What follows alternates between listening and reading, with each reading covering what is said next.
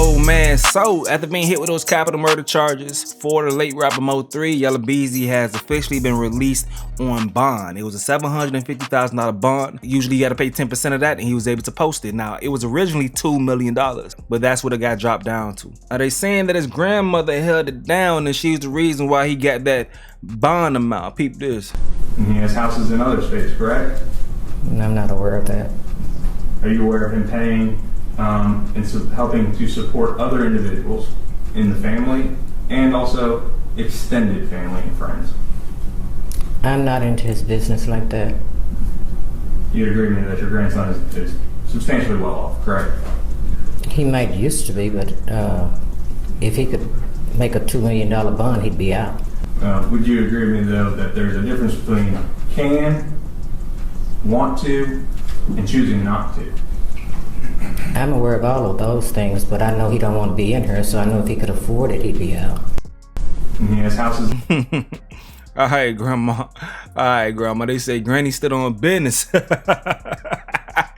Granny standing on that business, man. But alright, so this right here is going viral where people are saying that the shooter plans to testify at the trial. Now, I don't know if the shooter is planning to testify because people are getting it confused with the lingo as far as who they're speaking on. But peep this. To Marquise Conway, the defendant, being present and involved in this conversation. The state's witness will testify to the amount of money that was to be paid for the murder. A state's witness will testify to the individuals responsible for the payment. That state's witness will also testify that Marquise Conway was one of the individuals responsible for a portion of that payment. A state's witness will also testify to the individual who would receive this payment. The state's witness will testify that Keywan White was, in fact, the individual to receive this payment, who was originally indicted in State's Exhibit number 1, the probable cause, which is before this court.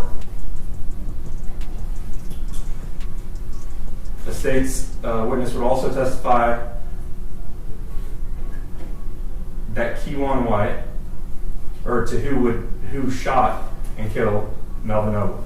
This witness would also testify to Keywan White being the individual who shot and killed Mr. Noble on November 11th of 2020. Again, this conversation took place in the days following Mr. Noble's murder. The state has also had an opportunity to review bank records of the defendant, Marquise Conway. These records would show that the defendant drew $40,000 in the days following the murder of Melvin Noble. And for the record, that was a cash withdrawal. These records would correspond to the exact amount which the state's witness would testify to. Okay, so from what I got from that is that they have a witness who's bringing everything together. They're not saying that the witness is the shooter though, but I haven't heard anything to rule out that the shooter Keywan isn't cooperating. I haven't heard anything to rule it out, but I just want to be specific after hearing that report right there. Now everybody going back as far as the conversation as far as like, you know, what caused this and who's to blame for all this shit. Doing my quick little research, I seen things started off with like, you know, issues with Mo3 and Go Yayo. Both of those rappers had a song together.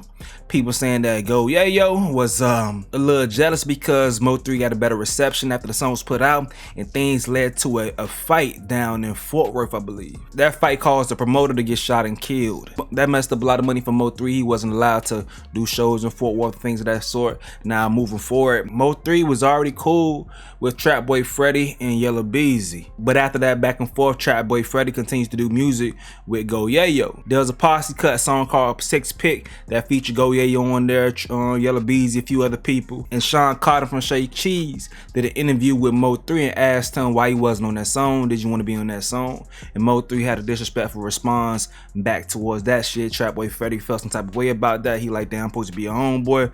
But Mo3, in his opinion, he like, nigga, you supposed to be my homeboy. How you still cool with that nigga? When me and that nigga go, yeah, yo, got some beef. How you still cool with him type shit. So that spawned some back and forth between Trap Boy Freddy and Mo3. They was going back and forth for doing a lot of interviews on Say Cheese and shit. Yella Beezy being on Trap Boy Freddy's side, he inherited some of that beef. Now here you have this dude named Roy Lee, comedian. He came out and started to defend Mo3, as Mo3 was, you know, being chastised from not being from, I believe, Dallas or some shit. Now Roy Lee was like, nigga, Yella Beezy ain't from where you say he from too. So how y'all getting mad at Mo3 when this dude is false claiming a section that he really ain't from type shit? In the midst of saying that, Roy Lee also said something like, yeah, you come over here around us and get robbed. Yella Beezy didn't like that energy, so the next time he seen Roy Lee, they jumped him at a club. Roy Lee thought it was cool, they jumped him at a club type shit. So that spawned a back and forth with Roy Lee asking for a favor with Yella Beezy, going in on him for a while.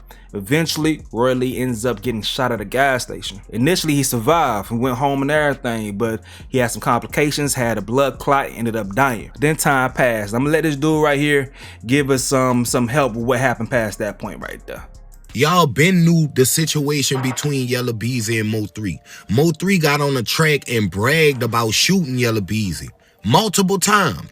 Bragged about killing Trap Boy Freddy homeboys multiple times. So I understand his mom and friends want justice for him, but let's call a spade a spade. These was two street niggas beefing, amen? It all started when Yella Beezy got Roy Lee knocked off. Now why he did that, I don't know. Dude was a whole comedian, but allegedly Yella Beezy had enough of this man and got him killed. Mo3 was not having that shit because that was one of his best friends, one of his only friends in the music industry, one of his only friends in the city. So what did Mo3 do? Catch Yella Beezy at a strip club, chase him through every light imaginable, and shot the fuck out him on the highway. Yella Beezy, being way smarter than Mo3, came back and got Mo3 friend killed named Lil Bubba. The murder of Lil Bubba was publicized and shown all on TV because it was mafia style, so they knew then hits was being ordered in Dallas. After that, that put Mo3 back against the wall, and he had to show that he was out here gorilla status. So he started stepping on shit, robbing shit, shooting shit, bragging about it. 3 was a whole villain. Trap Boy and Yella Beezy could not take it, so as a result, they commenced murder. Allegedly, they commenced it. So we saying long live 3, and that's on me. But the truth of the matter is we have 2 young black superstars who was very successful, had children, supported their family and friends. They were great black men for the community, but they chose violence and threw it all away. This is Dallas County. I do not understand why Yella Beezy or Mo3 thought they could get away with this shit, but they about to learn real fast, because Mo3 gonna get charged from the grave for all that bragging on them bodies he was doing. Y'all gonna see he wasn't no good guy. Interesting. Now, one point that I want to bring back real quick. Listen to this detail. That state's witness will also testify that Marquise Conway was one of the individuals responsible for a portion of that payment. Okay, so it's obviously other people that paid as well. It's been rumors that it's Trap Boy Freddy. Trap Boy Freddy was one of the people. And there's also some theories that the boxer Errol Spence Jr. may have had something to do with this too. People are saying that Errol Spence was chased by Mo3 in the night that he had the crazy car accident where his car flipped over several times and ejected him from the vehicle. That led to wild injuries for him. You know, he eventually came back from it. But people are saying like that was Mo3. Errol Spence has since came and said that ain't true, that's cap. Rainwater as well has said that's cap too. But that was a theory from a lot of folks, alright? So it's gonna be interesting to see who else is going to be held responsible for paying for this hit, but they said for sure Yella Beezy paid his portion. Shit crazy. Now this video is making its rounds with Yella Beezy and Mo3 vibing in the studio, you feel me?